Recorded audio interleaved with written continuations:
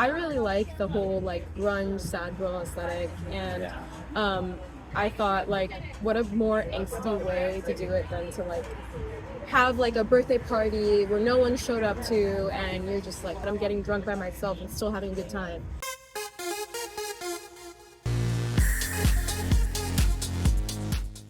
Hello, Gaby Enriquez. Hi. Thank you for being here with me. You're welcome. We're here because I want to learn more about your photography business. I like you as an individual and as a friend, but I also have a lot of questions about photography, how shoots work, how location decisions are made.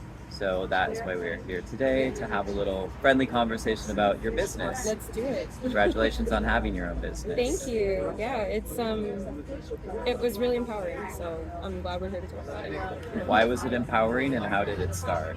So we were obviously all affected by the pandemic and probably had very different ideas for our lives prior to that, and that's what was with me. I was involved with theater for most of my life.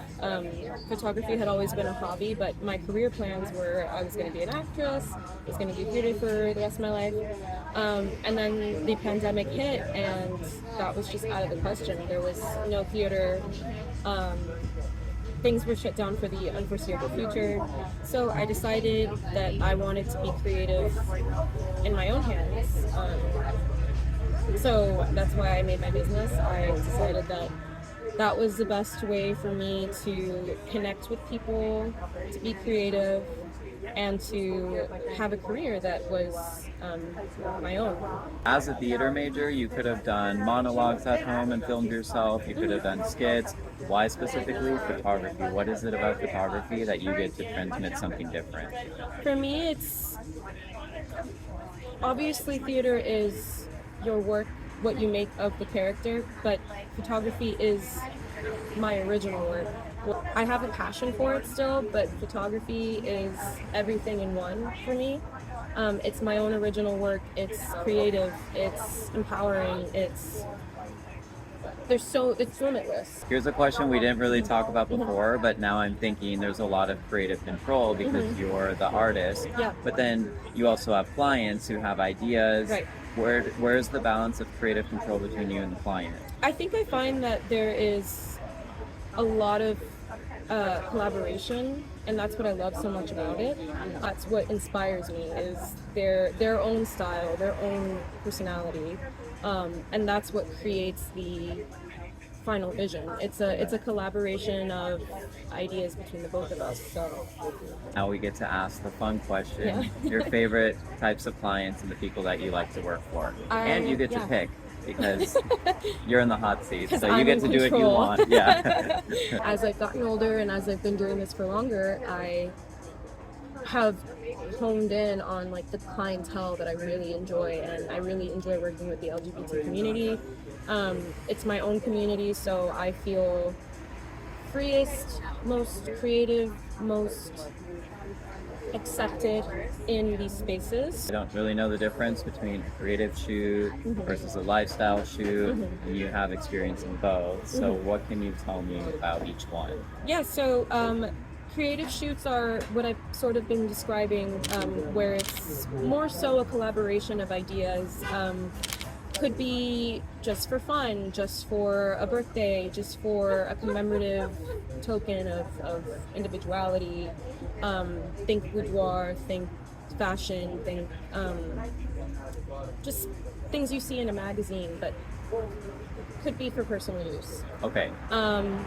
Lifestyle shoots specifically are branded and are catered towards usage on websites, so that's a little bit more of a business inclination than it is a carefree one. I mean, though I will say that lifestyle shoots are not what you think of when you think of like a headshot. That's more like formal. Lifestyle shoots are always going to be capturing somebody like in their element, and that's why I enjoy those specifically, because those sound exciting. Yeah, and challenging. Exactly, and it's still makes the client feel very comfortable because it's not like they're posing for a picture. You know, I'm capturing them naturally, but they can use it for their own brand. So So if a client comes to you and they say, I want to do a lifestyle shoot, it's for a brand or for a service that they're trying to sell. And then how much say do they have and we want this versus maybe your decision for a certain site location? So for this, I do take what they need into consideration more so than a creative shoot, but it is, I listen to, obviously take into consideration what it is they're using it for. So let's say it's a realtor. Okay. We would go to a open indoor space with lots of natural light. Are there certain places, since we're in Miami, that you say, because I know you've gone to a skate park before, which I've also thought, I want to do an interview at the skate park because it's a really cool setting. Are there certain places in Miami where you're like, that's like part of your maybe like top 10, or you always like to use it as like a backup?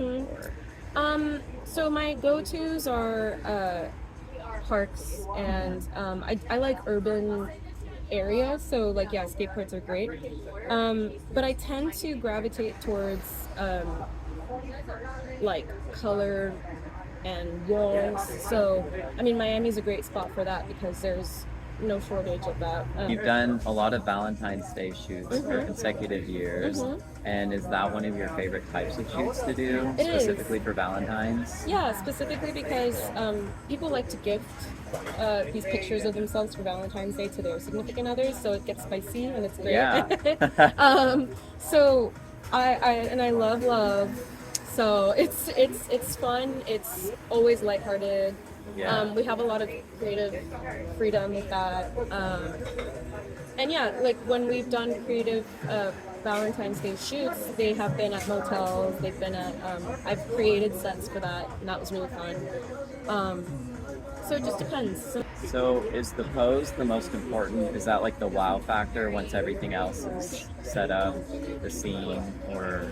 So posing is, I don't like to do traditional posing. I try to prompt the client, so I give them a idea, like you are looking out the window thinking about your long lost husband, or like you know, or I just tell them to like kind of dance a little bit, because the whole point is to make something feel natural and to have also for their comfort, you know, it makes it less daunting and intimidating to just be vibing. And I usually have music playing and we're usually just chilling and hanging out, and that's why I love it, because it's not a job, it's fun. You know, I mean, it is a job, but it's fun. I love that approach.